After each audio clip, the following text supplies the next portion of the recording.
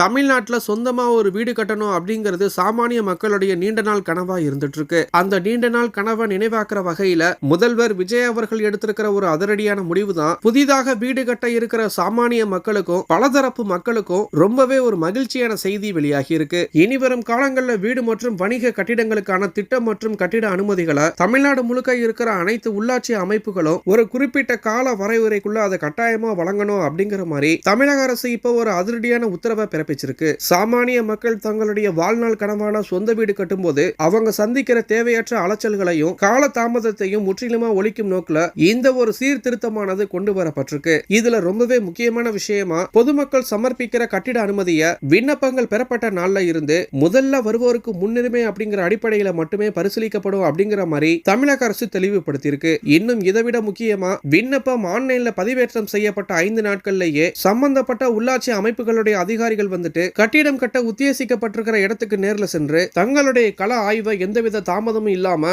உடனடியா மேற்கொள்ளணும் அப்படிங்கிற மாதிரி அறிவுறுத்தப்பட்டிருக்கு. இப்போ இதன் மூலியமா விண்ணப்பங்களை மாத கணக்கில் நிலுவையில வைக்கிற அதிகாரிகளுடைய மெத்தன போக்குக்கு இப்போ முற்றுப்புள்ளி வைக்கப்பட்டிருக்கு. இது மட்டும் இல்லாம கட்டிட அனுமதியோட ஒட்டுமொத்த செயல்முறையும் டிஜிட்டல் மயமாக்கும் நோக்குல விண்ணப்பித்த 24 நாட்கள்லேயே அனைத்து விதமான திட்டம் மற்றும் கட்டிட அனுமதிகளும் முழுமையாக ஆன்லைன் மூலம் வழங்க வேண்டும் அப்படிங்கிற மாதிரி தமிழக அரசு காலக்கெடு விதிச்சிருக்கு. மேலும் முக்கியமான விஷயமா விண்ணப்பதாரர்கள்ட்ட இருந்து எவ்விதமான அச்சிடப்பட்ட காகித ஆவணங்களையோ அல்லது கூடுதல் நகல்களை அதிகாரிகள் நேர்ல கேட்க கூடாது அப்படிங்கிற மாதிரி மிக கடுமையான உத்தரவுகளும் பிறப்பிக்கப்பட்டிருக்கு. இந்த ஒரு நடைமுறையானது தமிழ்நாட்டில் 2ஆம் மற்றும் 3ஆம் கட்ட நகரங்கள்ல வாழ்ற எளிய நடுத்தர மக்கள் வந்துட்டு இடைத்தரகர்களுக்கு தங்களுடைய பணத்தை தேவையில்லாம செலவழிக்காம செல்போன் அல்லது கணினி மூலியமா தங்களுடைய அப்ரூவலை பெற்றுக் கொள்ளலாம். இந்த கடும் ஒழுங்கு நடவடிக்கையானது கட்டுமான அனுமதிகள்ல முழுமையான வெளிப்படைத்தன்மையை உறுதி செய்வதற்காகவும் பொதுமக்கள் எந்த ஒரு நெருக்கடியும் இல்லாம தங்களுடைய சான்றிதழ்களை பெறுவதை உறுதி செய்யவும் உயர் அதிகாரிகளுடைய நேரடி கண்காணிப்புல